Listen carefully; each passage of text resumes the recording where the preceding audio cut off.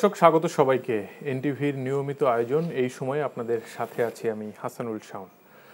দর্শক অনেকদিন ধরেই চড়া দ্রব্যমূল্য পরিস্থিতি, উচ্চ মূল্যস্ফীতি, তারপরে ব্যাংকিং খাতে সুশাসনের অভাব আর ডলার সংকটে রিজার্ভ কমে যাওয়া সহ নানা চ্যালেঞ্জে আসলে দেশের অর্থনীতি, দেশের পরিবর্তিত রাজনৈতিক প্রেক্ষাপটে এসব চ্যালেঞ্জ মাথায় নিয়েই দায়িত্ব নিয়েছে অন্তর্বর্তীকালীন সরকার। আজ আমরা অর্থনীতির সব চ্যালেঞ্জ ও সরকারের করণীয় নিয়ে আলোচনা করব। এজন্য আমাদের সাথে স্টুডিওতে যোগ দিয়েছেন দুজন অতিথি। আছেন গবেষণা প্রতিষ্ঠান সেন্টার ফর পলিসি ডায়ালগ সিপিডির গবেষণা পরিচালক ডক্টর খন্দকার গোলাম মোয়াজ্জেম। আরও আছেন বাংলাদেশ রেস্তোরাঁ মালিক সমিতির মহাসচিব ইমরান হাসান। স্বাগত আপনাদের দুজনকেই। দর্শক এছাড়াও অনলাইনে আমাদের সাথে যুক্ত হয়েছেন Dhaka chamber of commerce and industry DCCI এর সাবেক সভাপতি শামস মাহমুদ। আমরা পর্যায়ক্রমে তার কাছেও আলোচনায় যাব। তো শুরুতেই আমরা ইমরান হাসান আপনার কাছে একটু আসতে চাচ্ছি যে অন্তর্বর্তীকালীন সরকার গঠন হয়েছে, সরকারের অর্থ উপদেষ্টাও অর্থ পরিকল্পনা উপদেষ্টা হয়েছেন ডক্টর সালেউদ্দিন আহমেদ। তো আমরা একটু মোটা দাগে অর্থনীতিতে আসলে ব্যবসা বাণিজ্যের ক্ষেত্রে সাম্প্রতিক বছরগুলোতে অভিজ্ঞতার আলোকে মানে কি প্রত্যাশা এই নতুন সরকারের কাছে আপনাদের? জি, প্রথমেই এই বৈষম্য বিরোধী আন্দোলনে যারা শহীদ হয়েছেন, আহত হয়েছেন, সবার প্রতি রুহের মাগফিরাত কামনা করছি এবং যারা আহত হয়েছেন তাদের দ্রুত আরোগ্য কামনা করছি। আর নতুন সরকারে যারা এসছেন তাদেরকে বাংলাদেশ রেস্তোরাঁ মালিক সমিতি থেকে শুভেচ্ছা জানাচ্ছি। আপনি জানেন যে দীর্ঘ 16 বছরের যেই একদলীয় শাসন ছিল, যেই দলের শাসন ছিল, সেই শাসনে আমরা দেখেছি বাজার ব্যবস্থা টোটালি বিপর্যস্ত ছিল এবং মুষ্টিময় কয়েকজনের হাতেই চলে গিয়েছিল। সেখান থেকে এখন নতুন গভর্নমেন্ট আসছে, আমরা আশাবাদী যে নতুন গভর্নমেন্টে যারা এসছেন তারা অনেক অভিজ্ঞ। বিশেষ করে অর্থ উপদেষ্টা যিনি আছেন উনি দীর্ঘদিন বাংলাদেশ ব্যাংকে ছিলেন গভর্নর হিসাবে। এরপরেও আমরা দেখেছি বিভিন্ন গবেষণা, বিভিন্ন টকশোতে, বিভিন্ন জায়গায় উনি যথেষ্ট ভূমিকা রেখেছেন কি করে বাজারের যে প্রবলেমগুলো সেগুলো নিয়ে আলোচনা করেছেন, অর্থনীতি নিয়ে যে প্রবলেমগুলো সেগুলো নিয়ে সরব ছিলেন। নিশ্চয়ই ওনার এই সার্বিক অভিজ্ঞতা নিয়ে, দীর্ঘ অভিজ্ঞতা নিয়ে উনি এখন দেশ পরিচালনায় ওনার ভূমিকা রাখবেন। এবং আপনি জানেন যে আমাদের যে প্রধান উপদেষ্টা যে হয়েছেন এই সরকারের, অন্তর্বর্তীকালীন সরকারের, উনি একজন অর্থনীতিবিদ এবং উনি একজন নিজে ব্যাংকার। তো আমাদের যে ব্যাংক ব্যবস্থা যে ধ্বংস হয়ে গেছে, ব্যাংক ব্যবস্থা যে লুট হয়ে গেছে, যে ব্যাংকগুলো টোটালি খালি। আজকে যদিও বিসিসিআইয়ের মিটিংয়ে ছিলাম, সেখানে এই আলোচনায় হয়েছিল বিভিন্ন ব্যাংকের ডিরেক্টররা যারা ব্যাংক কষ্ট করে দাঁড় করিয়েছিলেন তাদের ব্যাংকগুলোর কথা শুনে হতাশ হয়ে গিয়েছিলাম।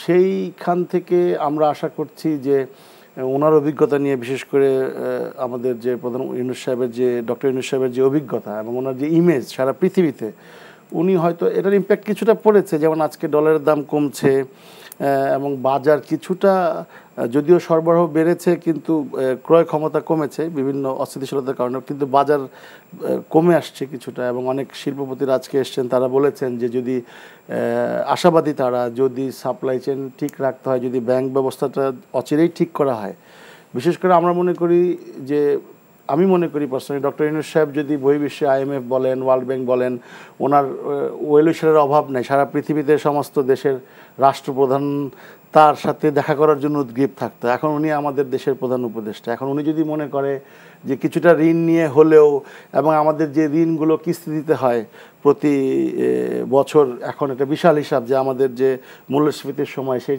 ঋণটা যদি রিস্ক্যাজুয়াল করা যায়, ওনার অনুরোধে হয়তো একটা রিস্ক্যাজুয়াল হবে, আমরা হয়তো কিছুটা সুদ ছাড় পাবো। এইগুলি মিলে আমার বিশ্বাস যে যদি সত্যিকারের অন্তর্বর্তীকালীন সরকার যদি চায় এই দেশটা, যে ছাত্রদের যে দাবি ছিল যে বৈষম্যহীন সমাজ, একটা সামাজিক নিরাপত্তা এবং আমাদের যে বিচার ব্যবস্থার যে আমূল পরিবর্তন এবং ন্যায় বিচার যে আমরা পাবো এবং সমস্ত অর্গানাইজেশনগুলোর একটা রিফর্ম হবে, যেই আশা নিয়ে এই বৈষম্য বিরোধী আন্দোলন এই অন্তর্বর্তী সরকারকে দায়িত্ব দিয়েছেন এবং সারা দেশের মানুষ, আপামর জনসাধারণ, সবারই প্রত্যাশা। আপনার কাছে আবার আসবো। আমরা একটু শামস মাহমুদের কাছে যেতে চাই। শামস মাহমুদ, মোটা দাগে আসলে কি প্রত্যাশা আপনাদের? ধন্যবাদ আপনাকে। দেখেন, প্রত্যাশা তো অনেক কিছু আছে। এখন প্রথমে উই হ্যাভ টু আন্ডারস্ট্যান্ড যে এটা কি ইন্টারিম গভর্নমেন্ট ইলেকশন করার জন্য আসছে, নাকি অ্যাকচুয়াল যে রিফর্ম যেটা দরকার, আমাদের ইনস্টিটিউশনাল পিলারগুলোকে দাঁড় করানোর জন্য যা করণীয়, যেটা পলিটিক্যাল কনটেক্সট থেকে পলিটিক্যাল উইল লাগে, যেটা যার জন্য এতদিন ধরে এটা করতে পারিনি। তো এই সরকার যেহেতু একটা পলিটিক্যাল গভর্নমেন্ট না, এটা তো consensus government of the people's government বলবো আমি, ওনারা যে রিফর্ম গুলো করতে পারবে এটা কিন্তু যদি করতে পারে এটা আমাদের জন্য ডাউন দ্য লাইন দেশের জন্য খুব ভালো হবে। তো এই জিনিসটাই ফার্স্টে উই হ্যাভ টু ফিক্স, যে এটা কি ইলেকশন করার জন্য এসেছে না রিফর্ম করার জন্য এসেছে। এখন সামনে যে চ্যালেঞ্জগুলো আছে, আর আমি শুরুতে বলতে চাই যে আমাদের যে ডাটাগুলো এত বছর ধরে যা দেখছি এখানে অনেক গোজামিল ছিল। This is the true honest fact. এখন আমাদের পর্যবেক্ষণ করতে লাগবে, স্পেশালি এখানে যেহেতু ঋণের কথা আছে, এখানে অ্যাক্সেস টু ফাইন্যান্সের কথা আছে। আমরা যে এলডিসি গ্রাজুয়েশন করার জন্য যে প্রস্তুতি নিচ্ছিলাম, আমাদের ইকোনমি যে ডাটা দেওয়া হয়েছিল ওটা কিন্তু বলছিল যে তখনই গোজামিল ডাটাতেই ছিল যে চ্যালেঞ্জ হবে। কিন্তু এখন আমাদের অ্যাকচুয়ালি দেখতে লাগবে যে আমাদের ইকোনমির অর্থনীতির স্ট্রেংথটা আসলেই কি, আমার কি করা উচিত না উচিত না। আমরা মনে করি যে ধরেন গত এক মাসে যে ধাক্কাটা খেয়েছি, এখানে এক্সপোর্ট বলেন সবকিছু বলেন, এটা শর্ট টার্মে ইট উইল বি একটা রিপোর্কেশন থাকবে এখানে। অ্যান্ড আমাদের গ্রাজুয়েশন আমরা 10 বছর পরে করতে পারি, কোনো অসুবিধা নেই। কিন্তু অ্যাট দিস মোমেন্ট আমরা মনে করছি স্পেশালি এক্সপোর্ট ওরিয়েন্টেড ইন্ডাস্ট্রির সাথে যারা জড়িত, যে আমাদের গ্রাজুয়েশন করার দরকার নেই। এখন আগে দেশকে গুছাই, অভ্যন্তরীণ অর্থনীতি এগুলো ঠিক করি। অ্যান্ড সামনে একটা চ্যালেঞ্জ আসবে যেটা এখনো পর্যন্ত আনফর্চুনেটলি কেউ অ্যাড্রেস করেনি, ওটা হলো যে সাপ্লাই চেইনে। আমরা সবাই জানি যে খাতুনগঞ্জের আগে ধরেন 300 থেকে 400 ব্যবসায়ী ছিল যারা আমরা ট্রেডিং করতাম, হ্যাঁ, কমোডিটি ট্রেডিং। কিন্তু এটা পরে যেটা হয়েছে যে একটা মনোপলিস্টিক এর মধ্যে দিয়ে 4-5 জনের হাতে চলে গেছে এই ব্যবসাগুলো। এখন ওখানে বড় একজন প্লেয়ার ছিল, ধরেন একটা বড় একটা গ্রুপ বাংলাদেশে, ওনারা এই কমোডিটিটা কন্ট্রোল করতো। এখন নতুন যে পরিস্থিতি, ওনারা কিন্তু মার্কেটে যখন সাপ্লাই কনস্ট্রেইন থাকতো, ওনারা কিন্তু এলসি খুলে ফেলতো ব্যাংকে। পরে কিন্তু ব্যাংকের পেমেন্ট গুলো ঠিক করে করতো না, ওটা ওয়েভ করে দেওয়া হতো, ইন্টারেস্ট ওয়েভ করে দেওয়া হতো, এলসি গুলো ইয়ে করা হতো, অনার করা হতো না, হ্যাঁ, বিকজ ওনার নিজের ব্যাংক ছিল ওগুলো দেখে। এখন ওই পরিমাণে এখন মানে কারা এই জিনিসটা কিভাবে কন্ট্রোল করবে, বিকজ এটার এফেক্টটা কিন্তু সামনে ইনফ্লেশনের কিছু এফেক্ট আমরা আশা করব যে এই সরকার যেহেতু জাস্ট আসলো, let them get some breathing space, কিন্তু এই জিনিসটা অ্যাড্রেস করবে। নাহলে কিন্তু সামনে যেটা হবে যে জিনিসপাতির দাম বেড়ে যাবে, যেগুলো ইম্পোর্ট ডিপেন্ডেন্ট। অ্যান্ড এখানে বড় একটা চ্যালেঞ্জের মুখে পড়বে, কারণ জিনিসপাতির দাম যখন বাড়া শুরু করবে ইনফ্লেশন এফেক্ট আসবে। আর কিন্তু সবচেয়ে ভালো যে জিনিসটি সরকার করেছে, আমার শুরুতেই I have to thank them, ওরা 3টা সিদ্ধান্ত নিয়েছে। এক নম্বর হলো সবার আগে যেটা করেছে যে জাস্টিস আহমেদকে ওনারা চিফ জাস্টিস পদে নিয়োগ দিয়েছে। অ্যান্ড আমার মনে হয় যে যেই দেশে এই ন্যায় বিচার আমি এখন আশা করব আমি কোর্টে গেলে পাবো, তো ওনারা এনশোর করেছে যে জুডিশিয়ারি একটা খুব ভালো একটা লোক who is very well respected world wide, বাংলাদেশে তো আছে, ওনার আন্ডারে জুডিশিয়ারি যে রিফর্ম গুলো লাগবে এটা will be done very quickly. And already দেখছি অ্যাপিলেট কোর্টে নতুন জাস্টিস নিয়োগ করা হয়েছে। কারণ আমার বিরুদ্ধে যদি অন্যায় হয়, আমি যদি জানি যে কোর্টে গিয়ে আমি বিচার পাবো, ন্যায় বিচার পাবো, তখন কিন্তু half the problem is addressed. And specially Ahsanul Mansur সাহেব যে গভর্নর হলো, ওটাও একটা খুব পজিটিভ স্টেপ। এবং মাসরুর রিয়াজ যিনি বিসেকে আসলো, প্রাইভেট সেক্টরের point of view, bank boring না করে আমরা এখন স্টক মার্কেটের দিকে, আমি জানি যে উনি এটা নিয়ে অনেক কাজ করেছে, আমরা এখন বন্ডের দিকে কিভাবে alternative source of finance raise করা যায় ওদিকে আমরা নজর দিতে পারবো। So overall we are very optimistic and we are looking forward. জি, আমরা আবার আসবো আপনার কাছে। ডক্টর খন্দকার গোলাম মজিম, ব্যবসায়ীদের প্রত্যাশার কথা শুনছিলেন, মানে চ্যালেঞ্জ কি দেখছেন আসলে এই প্রত্যাশা পূরণে?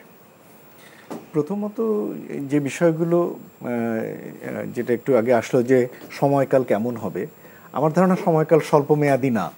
এবং মানে যেটা শামস মাহমুদ সাহেব বলতে চাচ্ছিলেন যে নির্বাচন কিনা, এখন পর্যন্ত কিন্তু আমরা অ্যাডভাইজারদের মুখে নির্বাচনের কোনো কথা শুনিনি। তার মনে হচ্ছে এখনও তাদের পোর্টফোলিওতে নির্বাচন প্রায়োরিটি না, বোঝা যাচ্ছে অন্যান্য জিনিস গুরুত্বপূর্ণ। ফলে এটা একটা মোটামুটি মধ্যমেয়াদী সময়কাল বিবেচনা করি হয়তো আমাদের কার্যক্রমগুলো আমরা বিশ্লেষণ করতে পারি। সেই জায়গা থেকে বলাই হচ্ছিল যে এটা সংস্কারকে তারা প্রাধিকার দেবেন, কিন্তু সংস্কারটি সবসময় বেদনাদায়ক হয়। সংস্কারে অনেক পক্ষ অসন্তুষ্ট হন, কিন্তু দীর্ঘমেয়াদে এটা সুফল পাওয়া যায়। আবার সংস্কার খুব স্বল্প মেয়াদে হয় না, সংস্কার করতে হলে আপনাকে সময় দিতে হবে।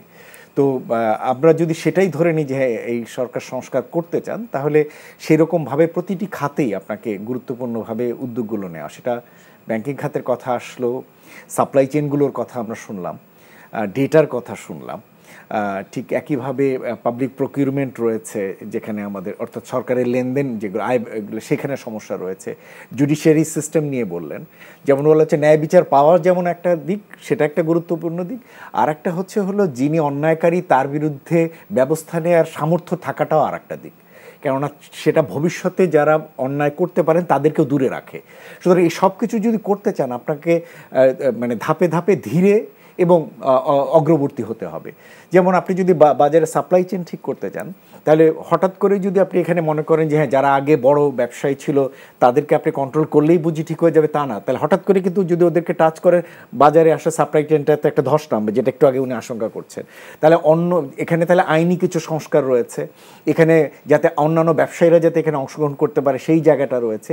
সাপ্লাই চেনে যাতে নন রেজিস্টার্ড যারা মানে এই বা সাপ্লাই চেনের সাথে যারা রেজিস্টার্ড না এরকম লোক যাতে এখানে আসতে না পারে, ট্রানজ্যাকশনগুলো যাতে ট্রান্সপারেন্ট হয়, এটা সমস্ত ট্রানজ্যাকশনগুলো যাতে ব্যাংকিং চ্যানেলের মাধ্যমে, এই যে বিভিন্ন বিষয়গুলো সেইটা নিশ্চিত করতে গেলে আপনি অল্প সময় সেটি পারবেন না। এবং এইভাবে প্রত্যেকটি সাপ্লাই চেনের ক্ষেত্রে হয়তো ওরকম কার্যক্রম নেওয়ার বিষয় রয়েছে। ব্যাংকিংয়ের ক্ষেত্রে যেমন গভর্নরের নতুন গভর্নর আসলেন যেটা বলা হচ্ছে ইতিবাচক দিক, কিন্তু আমি আবার সেখানেও জানতে চাইবো যে তিনি যদি তার প্রাধিকারগুলো জানান আমাদেরকে যে হ্যাঁ উনি আগামী এই সময়কালের ভিতরে এই জিনিসগুলো করতে চান, যেখানে উনি ব্যাংকিং খাতের ব্যাপারে কোনো উচ্চ আশা পোষণ করছেন। কিন্তু ব্যাংকিং খাতের ক্ষেত্রে আবার দু রকমের কথা রয়েছে। সাধারণত আমরা জানি যে ব্যাংকগুলোতে ডিরেক্টরস এমনভাবে নেওয়া হয় যাতে রেজিম চেঞ্জ হলেও যাতে ব্যাংকগুলো তার কার্যক্রমগুলো চালাতে পারে। ফলে এক রেজিমের সাইলেন্ট ডিরেক্টররা আর এক রেজিমের ভোকাল ডিরেক্টর হয়ে যান, এবং এক রেজিমের ভোকাল ডিরেক্টররা আর এক রেজিমের সাইলেন্ট ডিরেক্টর হয়ে যান। আশঙ্কা হচ্ছে যে এই সময়কালে যাদের ব্যাপারে আমাদের আপত্তি সেই জায়গাগুলোতে সাইলেন্ট হয়ে যাবেন কেউ কেউ, এবং ভোকাল এমন যারা আসছে যাতে করে সমস্যা হতে পারে এই ব্যাংকগুলোর বিরুদ্ধে ব্যবস্থা নেওয়ার ক্ষেত্রে। সুতরাং সেই জায়গাটায় কতটুকু আমাদের নতুন গভর্নর মহোদয় দায়িত্বশীলতার সাথে তার যে লক্ষ্য যে কিছু অন্তত নোটিশেবল কিছু একটা ব্যবস্থা তিনি করবেন সেটা দেখবার বিষয়। উনি যদি এটুকু করেনও তাহলেও কিন্তু আমরা মনে করি যে ইতিবাচক আমরা সেখান থেকে দেখতে পাবো। কিছু দিক নির্দেশনা বা সংস্কার হলেও ব্যাংকিং খাতে সুনির্দিষ্টভাবে এটার একটা দিক নির্দেশনা আসবে হয়তো, আমরাও সেটাই আশা করি নতুন গভর্নর দায়িত্ব নেওয়ার ক্ষেত্রে। গতকালই আপনাদের একটি অনুষ্ঠান ছিল, ব্রিফিং ছিল সিপিডির ব্যাংকিং খাত নিয়ে। তো সেক্ষেত্রে আপনারা থার্ড এবং ফোর্থ জেনারেশনের ব্যাংকগুলোকে বলেছেন ক্লিনিক্যালি ডেড, আর ইসলামী ব্যাংক সহ অনেক ব্যাংককে আপনারা বলেছেন মুমূর্ষু অবস্থায় আছে। মানে একটু যদি বিস্তারিত বলতেন, মানে এই কারণ গ্রাহকরা এমনিই এক ধরনের দুশ্চিন্তার মধ্যে আছে আসলে ব্যাংকগুলো নিয়ে।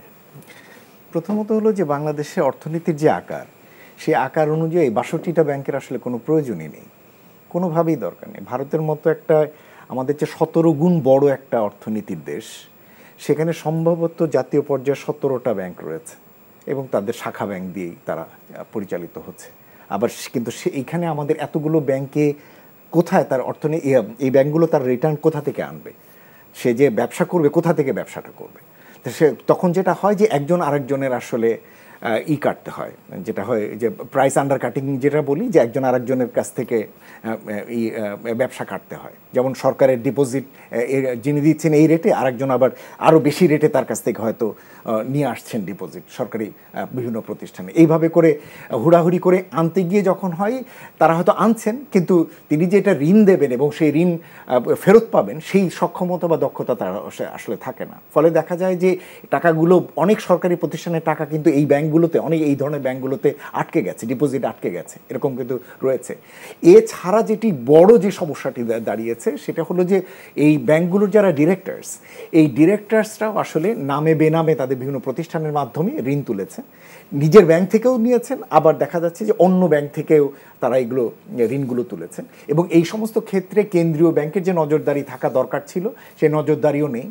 যেমন এখন প্রতিদিন প্রায় রিপোর্ট আসছে ব্যাংকগুলোর বিভিন্ন স্ক্যাম নিয়ে, কেন্দ্রীয় কেন্দ্রীয় ব্যাংকের ইন্সপেকশন বা অডিটের দুর্বলতা নিয়েও রিপোর্ট হচ্ছে, কিভাবে কেন্দ্রীয় ব্যাংকের ভিতরেও একটা গ্রুপ তৈরি হয়ে গিয়েছে যারা এই ব্যাংকগুলোর এই সমস্ত কাজগুলোতে সহায়তা করেছে, এবং এইভাবে টাকা তুলে নেওয়া হয়েছে এবং এই টাকাগুলো বলা হচ্ছে বিভিন্ন দেশের বাইরেও চলে গেছে।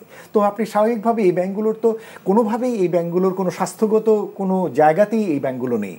এবং আমরা যেটা বলছি, আমরা বলি যে বাংলাদেশে এই মুহূর্তে 1,56,000 কোটি টাকা সম্ভবত বলা হয়ে থাকে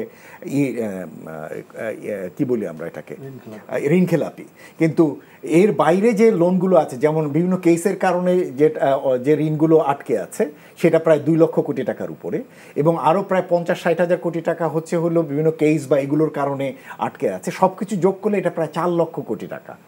এবং এটা যদি বিবেচনা না হয় যে সরকারি অনেক ব্যাংক রয়েছে যেগুলোর আসলে ডিফল্ট রেট 50%-এর উপরে, এবং কোনো ব্যাংকের আরও বেশি, প্রায় 80-89%ও রয়েছে। তো এই ব্যাংকগুলো তো আসলে কোনোভাবেই আর ব্যাংকের ভিতরে নেই, ব্যাংক পর্যায়ে নেই। সেক্ষেত্রে মানে গ্রাহকরা করণীয় কি আসলে? গ্রাহকদের দেখুন, এই মুহূর্তে গ্রাহকদের কিছু করণীয় নেই। এই ব্যাংকগুলো নিয়ে কোনোভাবে সিম্প্যাথি দেখানোর কিছু নেই, এবং এই ব্যাংকগুলোতে টাকা ইনজেক্ট করাটাও আসলে সরকারের ভুল। সরকার ইতিপূর্বে কয়েকবার করেছেন এই ইসলামী ব্যাংক ধারার ব্যাংকগুলোকে, ইসলামী ব্যাংক সহ সরকার বিপুল পরিমাণ অর্থ এখানে দিয়েছেন, কিন্তু তার পরিণামে আসলে সেখান থেকে ফল আসেনি। আসবে কেন? আসারও কথা না। তার কারণ হচ্ছে ডিপোজিট তখনই আপনি দিতে পারেন যখন সেটা বাজার সংক্রান্ত কোনো ওঠানামার কারণে আপনার ডিপোজিটের যদি ক্রাইসিস হয়, তখন টাকাটা দিলে ব্যাংকগুলো সেটা ব্যবহার করে টাকাটা আপনি তুলে আপনি নিয়ে আসতে। কিন্তু যে টাকাটি গিয়েছে আসলে এক ধরনের ডিফল্ট কালচার থেকে এবং ডিরেক্টরদের মাধ্যমে, সেই টাকা তো আপনি এই ইনজেকশনের মাধ্যমে কোনোদিনই আপনি ফেরত আনার বা ওইখানে ব্যবসা করার কোনো পর্যায়ে তৈরি হয় না। ফলে স্বাভাবিকভাবে যেটা হয়েছে যে থার্ড জেনারেশন, ফোর্থ জেনারেশন ব্যাংকগুলোর অনেক ক্ষেত্রে এই ডিরেক্টরদের সমস্যা, গভর্নেন্সের সমস্যার কারণে আপনি কোনোভাবে এই ব্যাংকগুলো থেকে আপনি ভালো তাদেরকে স্বস্তিদায়ক পর্যায়ে আনা এটি সম্ভব না। এবং এর বিকল্প হিসাবে যখন বলা হচ্ছিল যে এদেরকে মার্জ করা হোক, আমি মনে করি যে মানে এই সিদ্ধান্তের আগেও যখন কিছু উদ্যোগ নেওয়া হচ্ছে তার আগে থেকেও আমার একটা পজিশন ছিল যে মার্চ করেও আসলে আপনি এদেরকে প্রথমত হচ্ছে যে আপনি যদি উইলফুলি কাউকে বলেন, একটা ভালো ব্যাংকের মালিক, মনে করেন ওনাকে আমি একটা খারাপ ব্যাংকের মালিক, উনি চাবে আমাকে ওনার সাথে নিতে, কেন নেবে? কেন আমার এই ডিপোজিট যেগুলোর কোনো নেই, এই লায়াবিলিটি কেন উনি ওনার ঘাড়ে নেবে? আপনি তখনই করতে পারেন, ঠিক আছে তাহলে আচ্ছা খারাপ ব্যাংকের সাথে দিই, খারাপ ব্যাংক নিয়ে আপনি দুটো মাইনাস দিয়ে আপনি কি প্লাস আপনি পাওয়ার আশা করছেন? কোনো দিনে না। সুতরাং এই যে থার্ড জেনারেশন, ফোর্থ জেনারেশন ব্যাংকগুলোর অধিকাংশের ক্ষেত্রেই যেটা সমস্যা হয়েছে, এগুলোর সার্বিক গভর্নেন্সের ত্রুটি এবং ডিফল্টের যে বিপুল পরিমাণ, এটি আসলে কোনো, এবং যে অর্থগুলো যেভাবে গিয়েছে তার এগেনস্টে কোনো জামানত নেই যেগুলো এগুলোতে আপনি ফেরত নিয়ে আসতে পারেন, সেই সুযোগও নেই।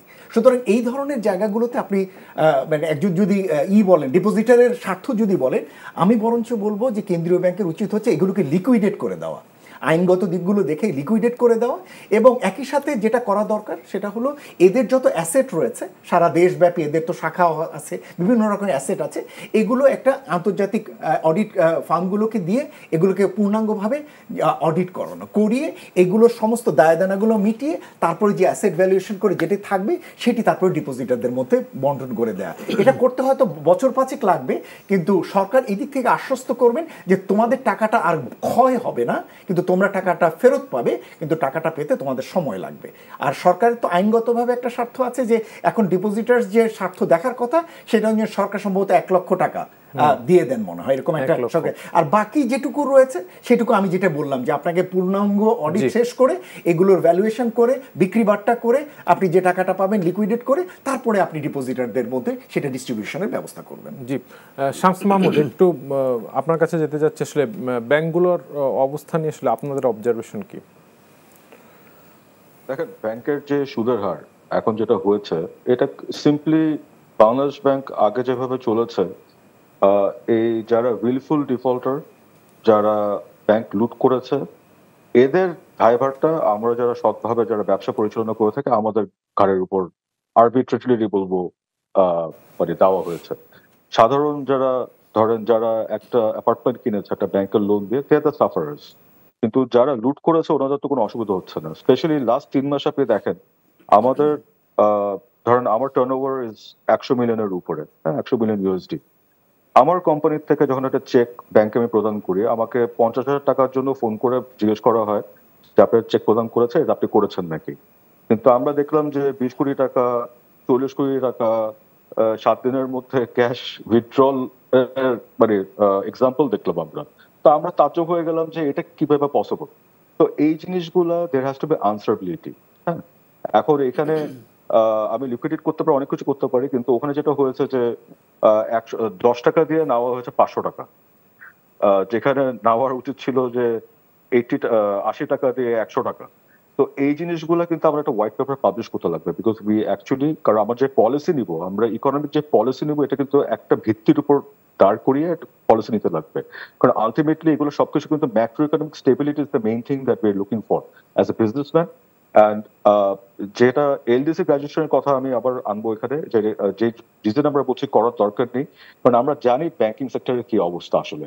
এখানে ডাবল স্টেজ ট্রান্সফরমেশনের জন্য যে ইনভেস্টমেন্টটা লাগবে, এটা আমাদের ব্যাংকে নেই। আর আমি গ্রাজুয়েশন করলে যে লো কস্ট যে ফান্ডের যে অপশন গুলো ছিল, ওগুলো থাকবে না। So we need to take a call. তো 10 বছর পরে এটা দরকার হলে আমরা করবো, 15 বছর পর হলে আমরা করবো। তো এইটা ইজ দ্য রিয়ালিটি। আরেকটা জিনিস হলো যে এখানে দেখেন, এখানে আরেকটা জিনিস হলো যে স্টক মার্কেট তো পুরো ধ্বংস হয়ে গেছে আমাদের। আমাদের ওখানে যে বন্ড ইস্যুতে যে মিসইউজটা হয়েছে, এইভাবে ওইখানেও কিন্তু একটা ইয়ে লাগবে। আমি ব্যাংকিং সেক্টর নিয়ে কথা বলছি এখন, কিন্তু স্টক মার্কেটে বন্ড যেগুলো ইস্যু করা হয়েছে লাস্ট 2 বছর 3 বছর ধরে, এটা needs to be looked into. And specially এখানে এমনও এক্সাম্পল আছে যে আপনার একটা কোম্পানি যার লাইসেন্স নেই, ওরা সিকিউরিটি এক্সচেঞ্জ কমিশনের পারমিশন নিয়ে বন্ড ইস্যু করে টাকা উঠিয়েছে। তো this things need to be looked into, কারণ ওখানে যে কেলেঙ্কারি হয়েছে, এটা আমার মনে হয় আরো বড় একটা কেলেঙ্কারি হয়েছে। এন্ড একটা জিনিস যেটা সরকারের করা উচিত, যে এই ব্যাংক ডাইরেক্টরদের যারাই আছে, যতগুলো ব্যাংকে আছে, ওদেরকে বাংলাদেশে বাড়ি যেতে না যেতে পারে unless they give an explanation, white paper, মানে till the investigation is done, they should be in the country. এটা ওদেরকে অ্যালাউ করা উচিত না বের হওয়ার জন্য। এবং আরেকটা জিনিস হলো যে আমরা ব্যাংকিং সেক্টর নিয়ে কথা বলছি, এনবিআর এ আনফরচুনেটলি যে অত্যাচার হয়েছে আমাদের উপর আরবিট্রেটলি, এটার কিন্তু আমরা এখনো কোনো অ্যাকশন দেখছি না। আমরা আশা করব যে সরকার যে মানে সাহস দেখাচ্ছে, যে এই এত মানে কি বলবো, মানে ডাইনামিজম দেখাচ্ছে নতুন অ্যাপয়েন্টমেন্টে, এনবিআর এর চেয়ারম্যান যার আন্ডারে এনবিআর পরিণত হয়েছে ঘুষের হাট, আর উনি হয়েছে ঘুষখোরদের সর্দার। আমরা আশা করব ওনাকে সামনে যাতে আমরা চেঞ্জ দেখতে পারি, যেটা ব্যবসায়ীদের সাথে যাতে ভালো সম্পর্ক থাকে এনবিআর এর। জি, বুঝতে পেরেছি। ইমরান হাসান, মানে মাঝারি উদ্যোক্তাদের আসলে মানে ঋণ পাওয়ার ক্ষেত্রে মানে আপনাদের অভিজ্ঞতাটা কি একটু? আসলে আমি নিজে পার্সোনালি বলতে পারি যে ভয়ঙ্কর অবস্থা। মাঝারি ক্ষুদ্র উদ্যোক্তার কোনো ভাতি নাই, সব ভাগযোগ করে এই লুটেরারা নিয়ে গেছে, এবং ব্যাংকগুলো একের পর এক তাদেরকেই দিয়েছে, তেলের মাথায় তেল, তেলের মাথায় তেল। এখন আপনাকে একটু বলি, এই সরকারের কাছে এটার মাধ্যমে আবেদন থাকবে, আমরা যদিও দীর্ঘদিন যাবৎ বলে আসছি, এসএমই খাতে বরাদ্দ হয় কিন্তু এই খাতে ডিস্ট্রিবিউশন হয় না, অদক্ষ লোকগুলো সব জায়গায় দিয়ে রাখে, এরকম হাজারও আছে।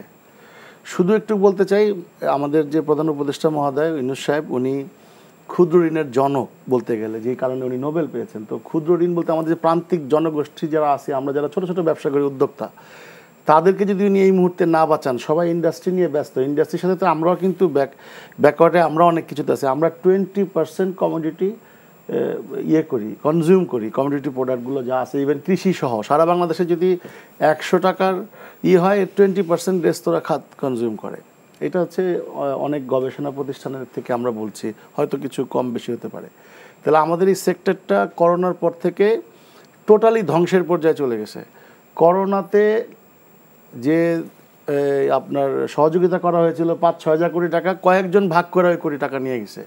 এইটা প্রান্তিক জনগোষ্ঠীতে কোনো ব্যবসায়ীদের কাছে আসে নাই, এই ব্যাপারে কেউ কথাও বলে নাই, সব ভাগযোগ করে নিয়ে তারা তাদের মতো করে, যদিও ফেরত দিছে কিনা জানি না, কিন্তু তারা নিয়ে গেছে।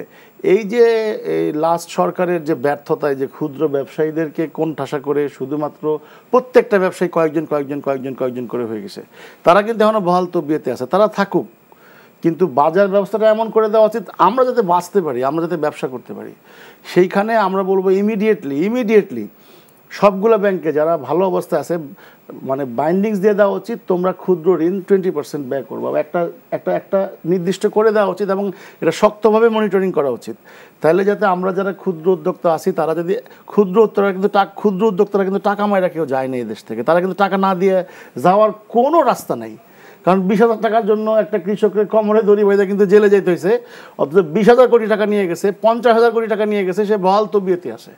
এখন এইটা তো সময় আসছে, শুধু শুধু এই দেশের ছাত্র তাপামার জনসাধারণ কিন্তু আজকে রাস্তায় নামে নাই, এই পালস কেউ বুঝে নাই। কিন্তু এখনও যদি এই গভর্নমেন্টে আছে যারা, তারা যদি না বোঝেন যে আসলে কি করা উচিত, কি সবাই একসাথে বাঁচাইতে হবে। আপনি একটা আগে ধরবেন, একটা পরে ধরবেন, তাহলে ধরেন না, তাহলে আবার আমাদের কারো হাতে আবার দিয়ে যান, তাহলে আমরা আবার একটা সময় নিষ্পেষিত, আবার ছাত্র জনতা নামবে, আবার কিছু একটা হবে।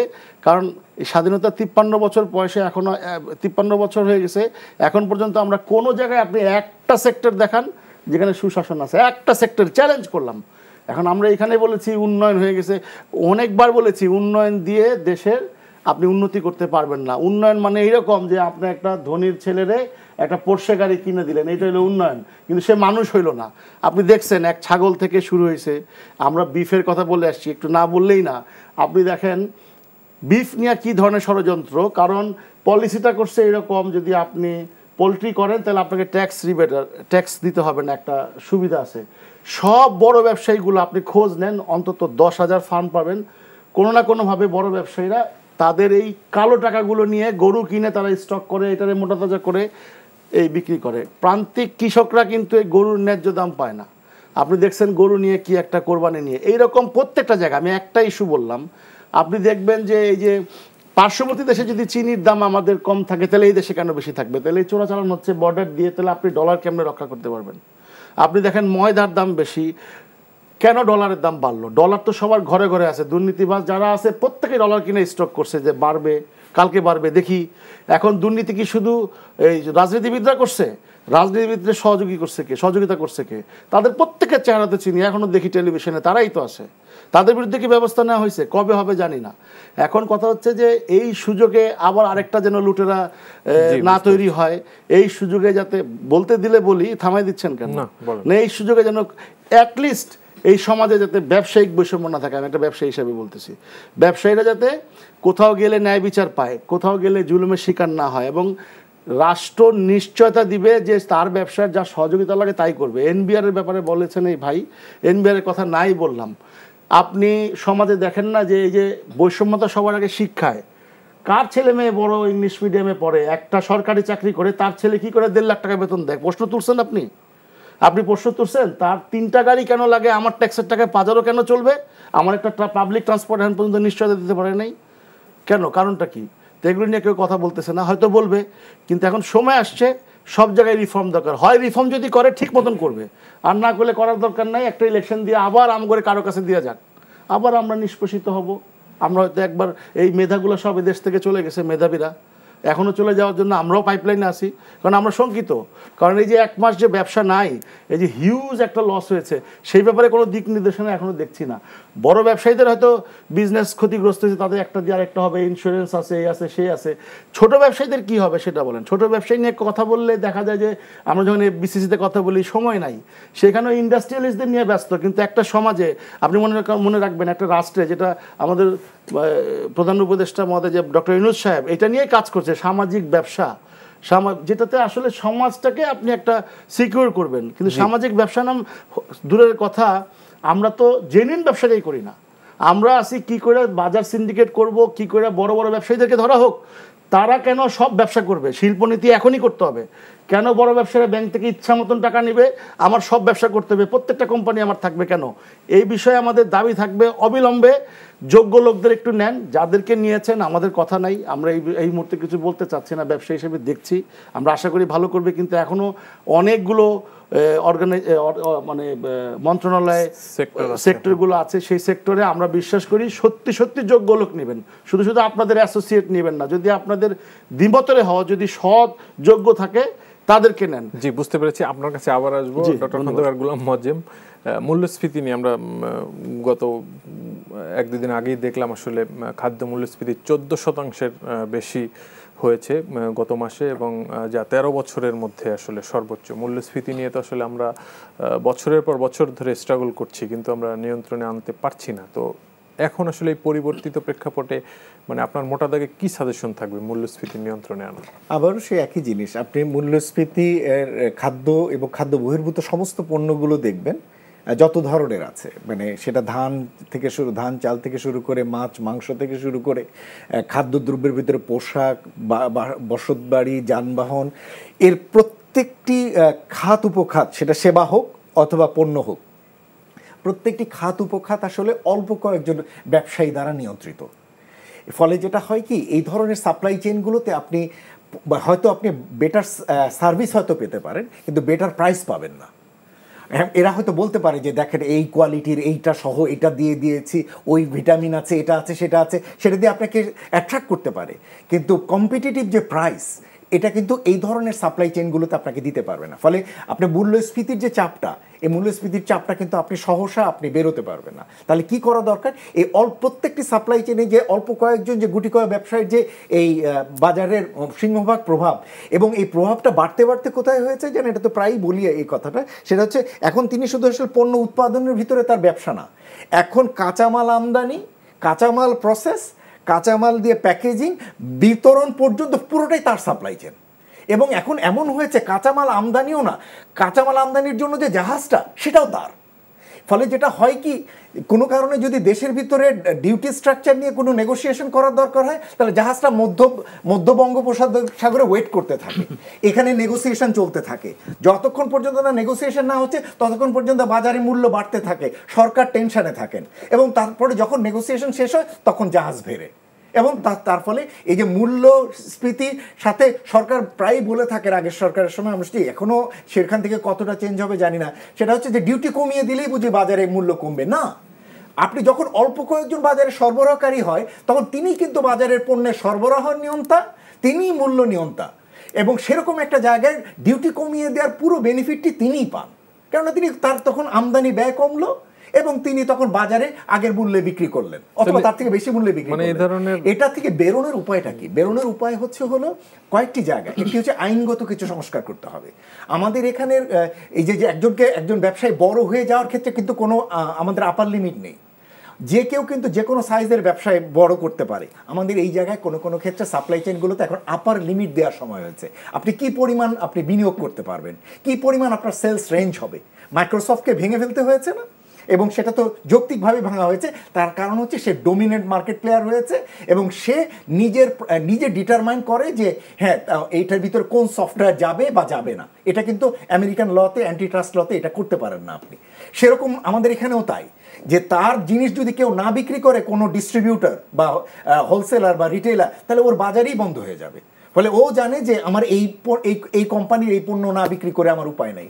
এই যে এক ধরনের মনোপলি হোল সাপ্লাই চেইনে তৈরি হয়েছে, এটাতে বেরোয়ার জন্য আইনগতভাবে যাতে এত বড় বড় আমাদের ম্যামথ বা বড় বড় যাতে সাপ্লাই না হয়, ডিস্ট্রিবিউটর না হয়, সেটার জন্য আমাদের দরকার আপার লিমিটগুলোকে কমিয়ে এনে একটা নির্দিষ্ট রেঞ্জ দেওয়া, যাতে এখানে অনেকে পার্টিসিপেট করতে পারে। এক। দ্বিতীয়ত হলো আপনার বাজারে এইসব যে পণ্য মূল্যগুলো আসতেছে বা যারা এগুলো ডিস্ট্রিবিউট করছে, ডিস্ট্রিবিউটর বা হোলসেলারের ক্ষেত্রেও কিন্তু আপনার করে দিতে হবে যে একজন হোলসেলার বা একজন ডিস্ট্রিবিউটর মাত্র একজনের পণ্য আসলে তিনি বিক্রি করতে পারবেন না। তিনিকে অবশ্যই তাকে অন্যান্য ডিস্ট্রিবিউটর, অন্যান্য পণ্য আমদানিকার বা উৎপাদকের পণ্য তাকে বিক্রি করতে হবে। তারও এক ধরনের আপার লিমিট থাকবে যে তিনি কতজন এটা করতে পারবেন না। তৃতীয়ত হলো এক্ষেত্রে আপনার যেটা প্রয়োজন হবে সেটা হলো যে আপনার বাজারে রেজিস্টার্ড সাপ্লায়ার বা রেজিস্টার্ড ডিলার ছাড়া অন্য কেউ ব্যবসা করতে পারবে না। আমাদের এখানে কিন্তু বাজারে একটা যখনই দেখে যে পণ্যের ক্ষেত্রে একটা তৈরি হয়, আনসার্টেনিটি তৈরি হয়, অমনি সবাই মজুত করার প্রবণতা তৈরি হয়, যারা কিন্তু রেজিস্টার্ড না। তারা শুধুই হলো রাখি মালের ব্যবসা করে। শুনবেন, রাখি মালের ব্যবসা বলে একটা আছে, সেটা হচ্ছে কি শুধু ওই যে টোকেনটা বিক্রি হয়, তখন সে তার টাকাটা দিয়ে দিয়েছে আলু কিনে রেখে দাও, পেঁয়াজ কিনে রেখে দাও, বা গম তুলে রেখে দাও, চাল কিনে রেখে দাও। এই করে দেখবেন সমস্ত বাজার বড় বড় দেশে বড় বড় পাইকারগুলোতে গেলে, মোকামগুলোতে গেলে দেখা যায় বড় বড় গোডাউন কিনে তারা ভরে রেখেছে। এগুলো কাদের? এগুলো কেউ কিন্তু রেজিস্টার্ড লোকজন না, এগুলো হচ্ছে ঢাকার বা বড় বড় শহরের বড় বড় টাকাওয়ালারা জাস্ট টাকা দিয়েছে এই ব্যবসাগুলো করবার জন্য।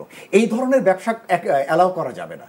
আগামীতে যারা রেজিস্টার্ড হবেন তিনি তখনই ব্যবসা করতে পারবেন যখন তার ওই হলুদের বা চিনির বা চালের তার ডিলারশিপ থাকবে, অথবা তার থাকবে, লাইসেন্স থাকবে। লাইসেন্সধারী ছাড়া বাজারে কেউ এই ধরনের ব্যবসা করতে পারবে না, এটাকে বন্ধ করতে হবে। এমনকি কেউ গোডাউনে যদি রাখবেন, তিনিও দেখবেন যে তিনি লাইসেন্সধারী কিনা, নাহলে ওই গোডাউনে রাখার জন্য তিনি অপরাধী হবেন যে যার পণ্য রাখছেন তিনি রেজিস্টার্ড না। সেটা দেখতে হবে। আর একটা হলো যে এই ফুল সাপ্লাই চেইনগুলোতে যে ট্রানজ্যাকশনগুলো হয়, এই ট্রানজ্যাকশনগুলোকে ট্রান্সপারেন্ট করা, কে কি দামে কিনছে, কি কতটুকু তার মজুদ আছে, কি দামে বিক্রি করছে, এটার ভিতরে কোনো ধরনের স্বচ্ছতা নেই।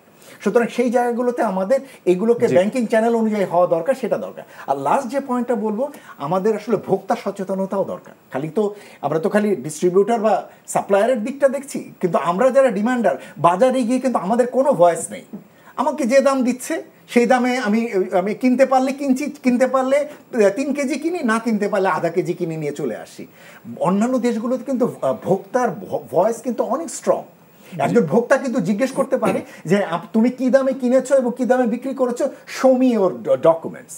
এবং সেই ধরনের স্বচ্ছতা হলে এই জায়গাগুলোতে আমার ধারণা বাজারের ক্ষেত্রে এই যে অযাচিতভাবে মূল্য বৃদ্ধি এবং অযাচিতভাবে মুনাফা করা, এবং এই মুনাফায় এত ফুলে ফেপে যায় যে তারা তখন জাহাজ দিয়ে পুরো সাপ্লাই চেইন নিয়ন্ত্রণ করে, এগুলো কমে আসবে। জি, মানে সে বিষয়ে আমরা বৈষম্য বিরোধী ছাত্র আন্দোলনের নেতাদের দেখছি যে, বা অনেক শিক্ষার্থী বিভিন্ন গ্রুপ করে ইদানিং আমরা দেখছি যে বাজারে এক ধরনের সেক্ষেত্রে খুচরা পর্যায়ে এক ধরনের, আবারও বলছি, এগুলো সাময়িক হয়েছে, এগুলো সাময়িকভাবে হয়তো আপনাকে এক ধরনের স্বস্তি দেবে, কিন্তু দীর্ঘমেয়াদীভাবে যদি বাজারে সংস্কার চান, তাহলে সাপ্লাই চেইনগুলোতে আপনাকে এই যে ধরনের রেগুলেটরি করা, এগুলোকে ফর্মালাইজ করা, ট্রান্সপারেন্ট করা, অ্যাকাউন্টেবল করা, এই জিনিসগুলো না করলে আপনি সুফল পাবেন না। তারা চেষ্টা করছেন ভোক্তা অধিকার সংরক্ষণ অধিদপ্তরের সাথেও জয়েন্টলি এই উদ্যোগগুলো চালিয়ে নেওয়ার।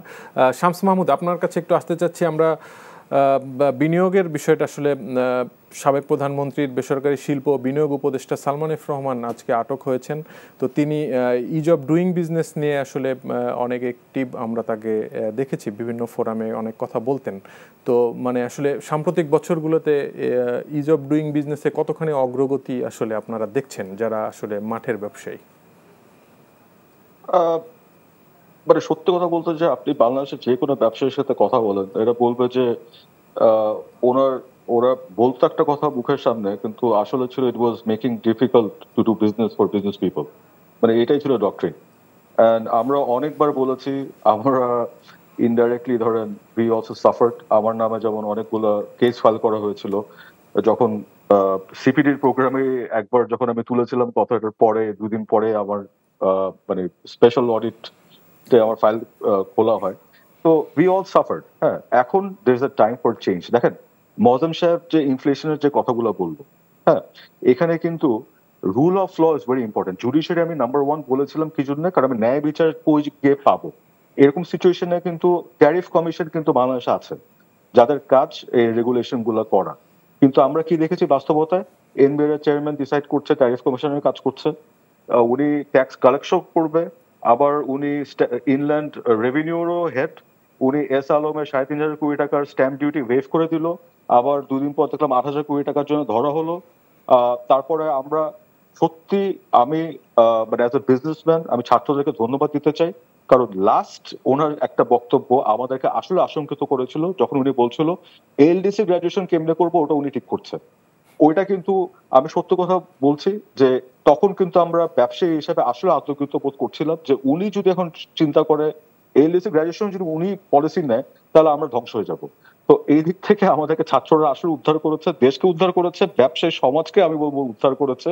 And hats off to them, যে আমাদেরকে এই সামনের দিনে স্বপ্ন দেখানোর যে এটা কিন্তু ওরা দেখাচ্ছে। আর এফডিআই যে কথাটা আপনি বলছেন, এফডিআইটা কিন্তু এখন একটা ভালো একটা সুযোগ আছে। আমেরিকান কোম্পানি অলরেডি এখানে আসবে, কিন্তু এখানেও কিন্তু আমি জানি না আপনি জানেন নাকি, আমরা কিন্তু 48 এন্টারপ্রেনিয়ার্স এই সলিডারিটি শো করেছিলাম উইথ আন্দোলনের কোটা আন্দোলনের সাথে, এবং আমাদের উপরে কিন্তু অনেক রকম ভাবে পরে বা থ্রেট করা হয়েছিল, করা হয়েছিল। কিন্তু আমাদের একটা বক্তব্য আছে, এখানে এফডিআই আসুক যাই আসুক, এখানে যেই কোম্পানি আসুক বাইর থেকে, এদের হেড সিইও অথবা managing director has to be from Bangladesh.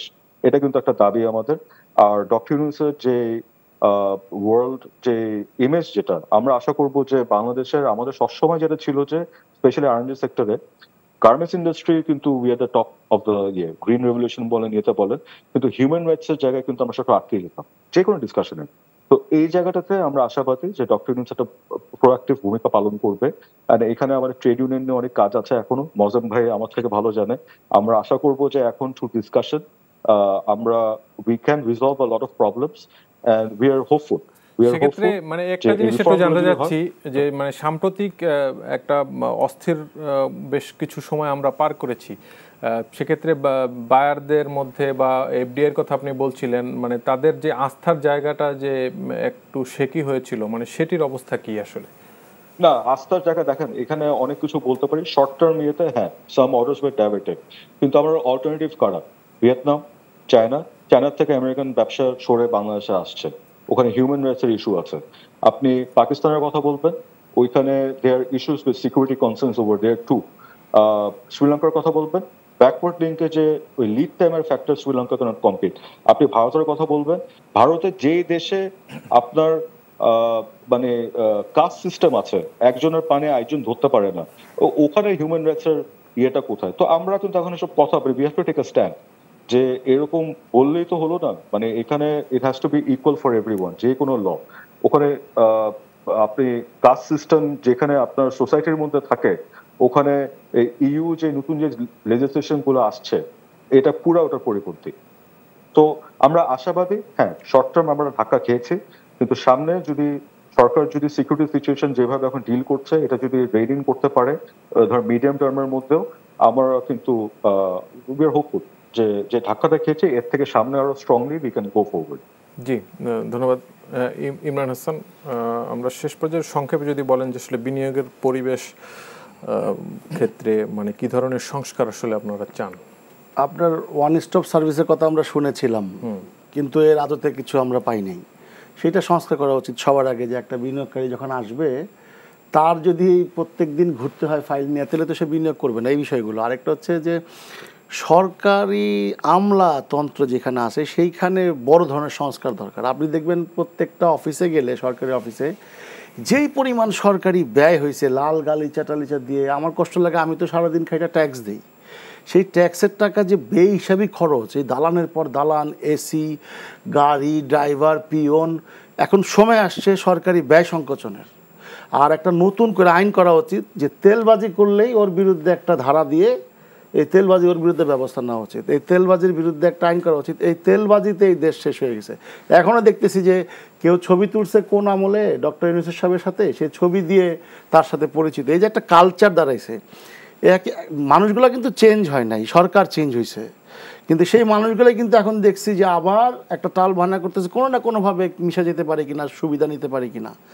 Question হচ্ছে, যেহেতু আমরা প্রথম দিনের ইনিশিয়েটিভ দেখছি ডক্টর ইউনূস সাহেবের, যে একটা ওনার দপ্তর থেকে পাঠিয়ে দেওয়া হয়েছে যে আমাকে কোনো রেটিংস দিতে পারবো না, কোনো পত্রিকায় কোথাও আমার ছবি দিয়ে শুভেচ্ছা বার্তা দরকার নেই। বাংলাদেশ থেকে বিজ্ঞাপন বা প্রচারণা। 2 নম্বর কথা হচ্ছে, আমি ট্যাক্স দিই আমার সরকারি অফিসে, যে স্যার এমন একটা অবস্থা, সে আমার প্রভু। এমনিতে সরকারি অফিসগুলোতে সার্ভিসগুলো আসলে আপনারা কেমন পান? সেটা তো আপনারাও ভালো জানেন কেমন পাই। মানে এটা কেমনে বলেন, যে বলতে গিয়ে তো মামলা খাইছি কয়েকটা, বলতে গিয়ে তো অবহেলার শিকার হয়েছি সবচেয়ে বেশি। আমি সেটাই বলছিলাম যে এই আচরণ চেঞ্জ করা উচিত। ছাত্ররা যদি পারে তাহলে করবে।